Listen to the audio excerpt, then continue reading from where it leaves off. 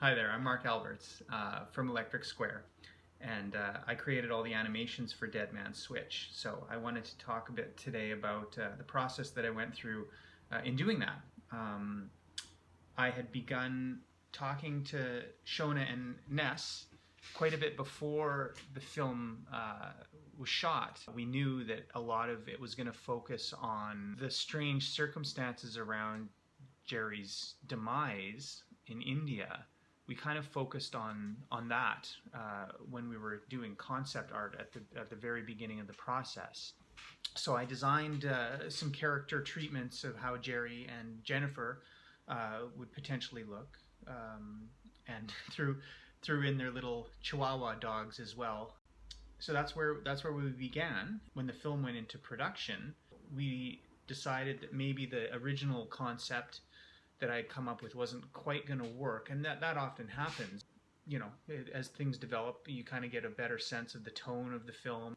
I collected a bunch of images that I thought would be aesthetically kind of more along the lines of what we were looking for. And we all kind of agreed on and landed on this idea of, did it really happen like this? People speculating on what the truth was.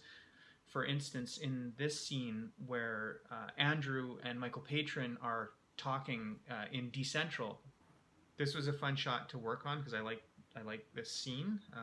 Andrew talking about his relationship with Michael Patron has always been an interesting part of this mystery to me, and kind of imagine what that conversation might have looked like when they were alone in Decentral, and figure out what's going on here. Perhaps depicting the animation in the style of a courtroom illustration might be the way to go. Sort of undefined lines and just sort of ambiguous depictions of the people. So that was the style that we decided to go with. It's a mixture of 3D animation as well as the sort of the 2D components. So in the case of all the animations, before any of the character artwork was created, I would always establish the camera angle and the camera move, so I would know where the characters were going to be in 3D space. I recreated the interior of Decentral. In this instance, I created a camera move where we're coming down the hall into Decentral to see the characters speaking. And the characters were created in 2D. They were hand-drawn and scanned in and treated in After Effects with a little bit of extra pizzazz to give them some visual interest. Those were rendered out and applied to flat planes, which are called sprites.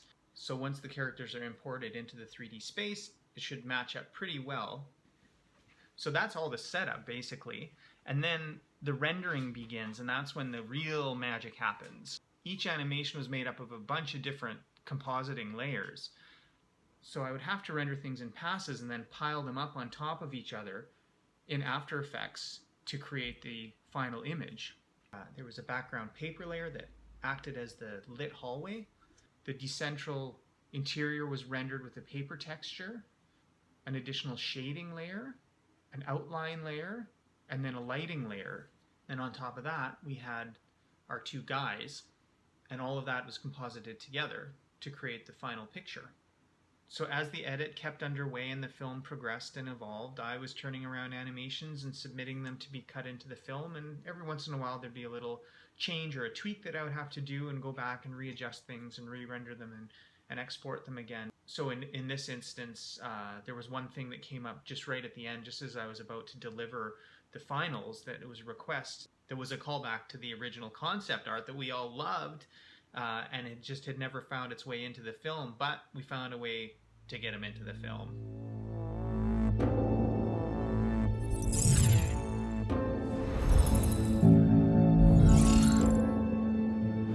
Got here. This is our headquarters of sorts. I can see your car from here. You are currently not being robbed. I knew Mike better than Jerry. Some people will call him a huge tough guy. One time, his dog got hurt. He practically cried. Teeny little dog. It was kind of humorous to me. Like, wow, his gangster view. I think that's probably a lot of people who do bad things. People are very complicated. Like, I heard accusations about identity theft. You know, and I told him, you have to tell me the truth, your name, what you've done. and he just refused to be honest with me. So I just said, we can't be friends anymore.